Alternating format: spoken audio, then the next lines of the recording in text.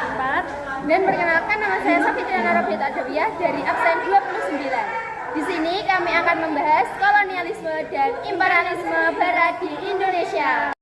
Apa itu VOC? Verenigd Oost-Indisch Compagnie atau yang disingkat VOC merupakan kongsi dagang Belanda yang didirikan di Amsterdam pada 20 Maret 1602. Tujuan dibentuknya VOC yaitu menghindari persaingan yang tidak sehat sesama kelompok kongsi dagang Belanda yang telah ada dan memperkuat kedudukan Belanda dalam menghadapi persaingan dengan para pedagang negara lain. Dalam menjalankan kekuasaannya di Indonesia, VOC memiliki kewenangan dan hak-hak sebagai berikut. Melakukan monopoli perdagangan di wilayah Nusantara, membentuk angkatan perang sendiri, melakukan peperangan, mengadakan perjanjian dengan raja setempat, mencetak dan mengeluarkan mata uang sendiri, mengangkat pegawai sendiri, memerintah di negari jajahan dengan kewenangan yang begitu luas, khususnya hak monopoli perdagangan. Di mana kebijakan VOC tersebut memengaruhi kehidupan ekonomi dan sosial masyarakat Indonesia pada masa itu. Pengaruh monopoli perdagangan dengan hak monopoli perdagangan yang dimiliki VOC menguasai seluruh jalur perdagangan penting di Nusantara, terutama perdagangan rempah-rempah. Masyarakat lokal tidak lagi bebas menjual hasil bumi kepada perdagangan lain, baik dari dalam maupun dari luar negeri. Akibatnya, harga ditentukan sepihak oleh VOC dan seringkali merugikan rakyat. Dalam ekonomi, monopoli ini menyebabkan petani dan pedagang pribumi kehilangan kebebasan berdagang serta mengalami kemiskinan karena hasil produksi dibeli dengan harga rendah. Sementara itu, dalam kehidupan sosial, kebijakan VOC memicu penderitaan, ketidakadilan, dan kesenjangan antara penguasa kolonial dan masyarakat pribumi.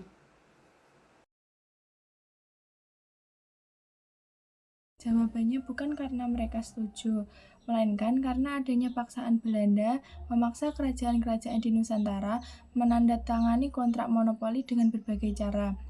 Salah satu cara yang sering digunakan adalah politik adu domba atau divide et impera. Belanda mengadu satu kerajaan dengan kerajaan lainnya, bahkan mengadu sesama pejabat kerajaan. Ketika konflik terjadi, Belanda kemudian memihak salah satu pihak untuk memperlemah kekuatan kerajaan-kerajaan tersebut. Dalam kondisi yang terpecah dan lemah, VOC dengan mudah menjalankan monopoli perdagangannya. Akibatnya, rakyat menjadi pihak yang paling menderita. Mereka kehilangan kebebasan menjual hasil bumi dan dipaksa menjualnya hanya kepada VOC dengan harga yang ditentukan sepihak.